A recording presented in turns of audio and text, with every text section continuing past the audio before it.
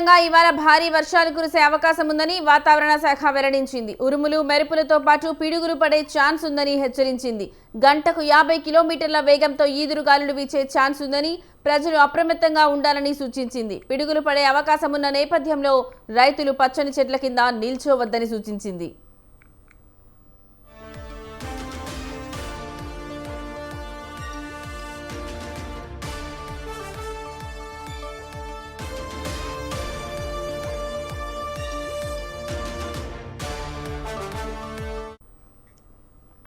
AP వ్యాప్తంగా ఇవాళ భారీ వర్షాలు కురిసే అవకాశం ఉందని వాతావరణ శాఖ వెల్లడించింది. ఉరుములు మెరుపులతో పాటు పిడుగులు పడే ఛాన్స్ ఉందని హెచ్చరించింది.